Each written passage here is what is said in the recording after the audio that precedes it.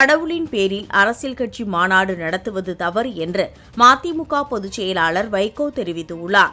மதிமுகவின் 31வது பொதுக்குழு கூட்டம் ஈரோட்டில் நடைபெற்றது. மதிமுக அவைத்தலைவர் அர்ஜுன் ராஜ் தலைமையில் நடைபெற்ற இந்த கூட்டத்தில் மதிமுக பொதுச் செயலாளர் வைகோ, முதன்மை செயலாளர் துரை வைகோ உள்ளிட்ட பலர் பங்கேற்றனர். 2026 சட்டமன்ற தேர்தலிலும் திமுக தலைமையிலான கூட்டணி வெற்றி பெற்று முதலமைச்சர் மு.க.ஸ்டாலின் நல்லாட்சி தமிழ்நாட்டில் தொடர்ந்து நடைபெற வேண்டும் என தீர்மானம் நிறைவேற்றப்பட்டுள்ளது. கூட்டத்திற்கு பின்னர் செய்தியாளர்களை சந்தித்த வைகோ, தமிழகத்தில் பெருகி வரும் போதை கலாச்சாரத்தை முற்றிலும் ஒழிக்க தமிழக அரசு உரிய நடவடிக்கை எடுக்க வேண்டும் என்றார். மதுக்கடைகள் மூடப்பட வேண்டும். முதல்ல 500 கடையை மூடுறோம்னு சொல்லி சொன்னாங்க.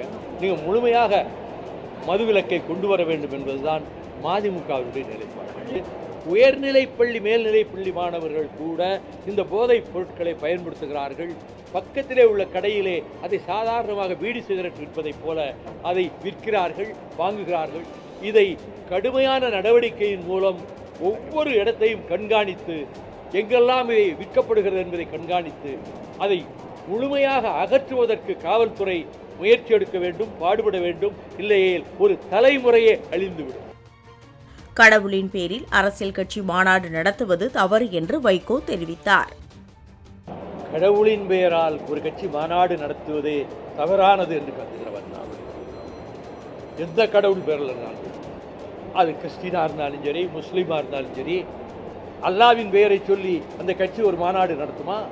இயேசு கிறிஸ்து பெயரை சொல்லி கிறிஸ்தவர்கள் மாநாடு நடத்துவார்களா? அது எப்படி? அறுவடை வீடுகளில் முருகக் கடவுள் இருக்கிறார் என்றால் தமிழ் கடவுள் முருகன் என்று அழைக்கப்படுகிற செந்தில் வேலனை எல்லோரும் வணங்குகிறார்கள்.